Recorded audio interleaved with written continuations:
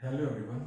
आज हम question number first का सेकंड करेंगे, जिसमें भी सेम ही करना है कि जीरोस फाइंड करके रिलेशनशिप फाइंड करनी है, जीरोस और कोएफिशिएंट्स वेरीफाई करनी है relationship between zeros and coefficients.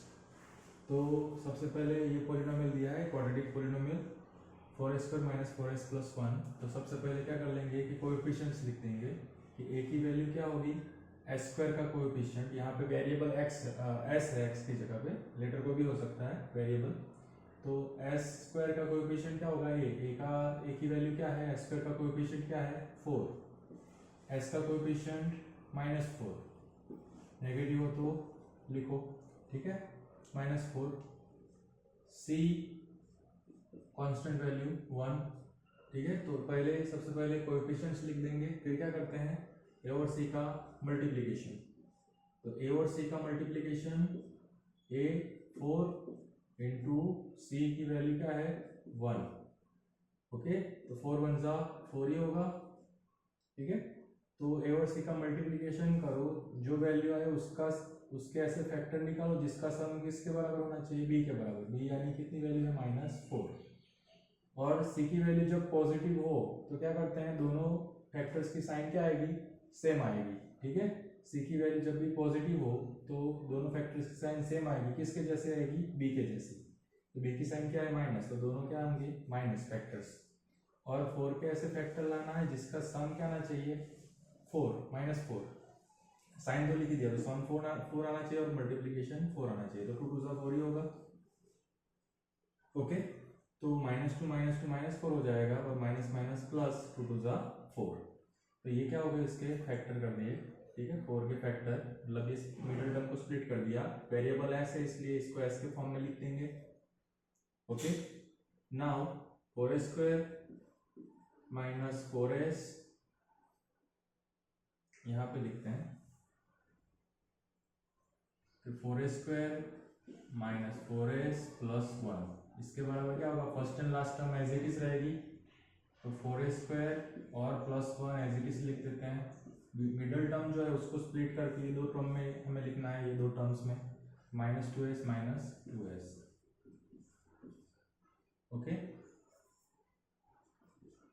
अब फर्स्ट टू और सेकंड टू में से फर्स्ट टू टर्म्स और लास्ट टू टर्म्स में से कॉमन निकालना है। कॉमन क्या निकलेगा फर्स्ट टू टर्म में से, 2s है ना, 2 कॉमन निकलेगा और एक s, दोनों में s है। और 2 क्यों कॉमन निकलेगा कि 2 के टेबल में 4 आता है, तो 2 भी कॉमन है, इसको 2 2 जा 4 लिख सकते हैं। तो 2 कॉमन निकलेगा, दोनों में 2 है, तो अंदर क्या बचेगा, 2 निकल गया तो 2 2 जा 4 और s into S s² multiply करोगे तो ये आ जाएगा -2s पूरा निकलेगा, 2s 1 जा 2s, ठीक है। या तो इसको जो कॉमन निकालो उसको इससे डिवाइड कर दो, ठीक है। 4s² - 4s² divided by 2s, तो 2 2 जा 4 और एक s कैंसिल आउट हो जाएगा, तो 2s आ जाएगा। और यहाँ पे 2s/2s जो कॉमन निकालो उससे डिवाइड कर दो इससे, तो 2s कैंसिल आउट हो जाएगा, 1/1 यानी 1। वैसे भी कर सकते हो, डायरेक्टली पता चल जाए तो डायरेक्टली कर सकते हो। अब यही फैक्टर दूसरा कॉमन आएगा, ठीक है। ये जो ब्रैकेट है वही ब्रैकेट कॉमन, दूसरा यही ब्रैकेट जो है वही ब्रैकेट सेकंड टू टर्म्स में भी यही आएगा। कॉमन क्या निकालना है, थर्ड टर्म खाली देख लो, थर्ड टर्म में नेगेटिव साइन है, ठीक है। और 2s डिवाइडेड बाय इसकी थर्ड टर्म को इसकी फर्स्ट टर्म से डिवाइड करो तो क्या आ जाएगा, 2s/2s यानी 1 ही आएगा। तो यहाँ पे बाहर क्या आ जाएगा 1। तो ऐसे आप कॉमन निकाल सकते हो, या तो 2s माइनस कॉमन निकल जाएगा, 2s - 1 तो 1 ही कॉमन निकलेगा, वैसे भी पता चल जाता है। तो एक फैक्टर, ये दो टर्म्स हुई, ठीक है, ये एक टर्म और एक टर्म, मल्टीप्लिकेशन में 1 इंटू ये 2s इंटू ये, तो दोनों में कॉमन क्या निकल रहा है 2s - 1, ये ब्रैकेट पूरा कॉमन निकल जाएगा। तो बाकी क्या बचेगा, फर्स्ट टर्म में 2s और सेकंड टर्म में -1, ठीक है, -1। तो दोनों फैक्टर सेम ही आए, तो ये क्या हो जाएगा फैक्टराइजेशन, ठीक है, स्प्लिटिंग द मिडिल टर्म से ऐसे करके। अब क्या करना है, जीरोस फाइंड करने, तो इसके बराबर क्या ले लेंगे 0। तो दोनों फैक्टर्स सेम ही है, तो 2s - 1 = 0 और 2s - 1 = 0। तो देयरफॉर 2s = क्या होगा, -1 उधर जाएगा तो 0 + 1 यानी 1 ही रहेगा। देयरफॉर s = क्या होगा, 2 मल्टीप्लिकेशन से डिवीजन में जाएगा, तो 1/2। तो ये एक जीरो मिला, सेम फैक्टर यहाँ है तो यहाँ पे भी सेम वैल्यू आएगी, तो डायरेक्ट लिख देता हूँ s is equal to 1/2। Semi simplification होगा, सेम फैक्टर है तो दो जीरो सेम आए, ठीक है। तो एक दोनों सेम ही है, अल्फा और बीटा ले लो। ओके, फिर वेरिफिकेशन। वेरिफिकेशन के लिए पहले क्या आता है, सम ऑफ जीरोस। तो पहले सम ऑफ जीरोस कर लेते हैं। ये जीरोस मिल गए। अब वेरिफिकेशन में पहले sum of zeros alpha plus beta is equal to minus b by a, ये फॉर्मूला है, ठीक है, सम ऑफ जीरोस का कोएफिशिएंट्स के साथ जो रिलेशनशिप है उसका। अब अल्फा और बीटा क्या है, सेम ही है, 1/2 प्लस 1/2 दोनों सेम है, is equal to minus B की वैल्यू क्या है, -4, माइनस तो फॉर्मूला में ही है और बी की वैल्यू माइनस और ए की वैल्यू +4। तो 1/2 प्लस 1/2 का मतलब क्या होगा, आधा प्लस आधा 1, या तो दोनों का डिनोमिनेटर सेम है तो एलसीएम 2 ही आ जाएगा, तो ऊपर डायरेक्ट ऐड हो जाएगा 1 + 1, यहाँ पे माइनस माइनस क्या हो जाएगा प्लस, और 4/4 यानी 4 1 जा 4 1 जा, और इधर 1 + 1 2/2 इज इक्वल टू 1/1 यानी 1 ही आ जाएगा, और यहाँ पे भी 2 1 जा 2 1 जा यानी 1/1 यानी 1। Therefore LHS is equal to RHS, तो दोनों सेम आ गया, तो ये वेरीफाई हो गया फर्स्ट रिलेशनशिप। अब सेकंड रिलेशनशिप क्या है, प्रोडक्ट ऑफ जीरोस।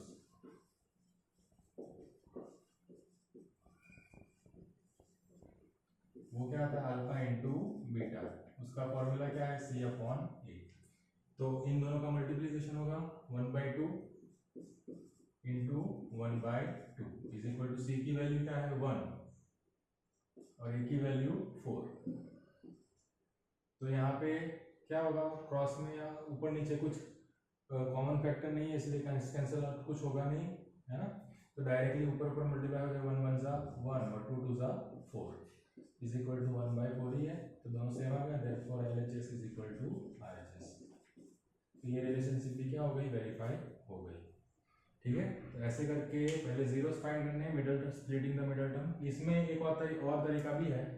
दूसरा तरीका क्या है, ये तरीके से तो कर ही सकते हैं जीरोस फाइंड करने के लिए, खाली फैक्टराइजेशन कैसे करते हैं।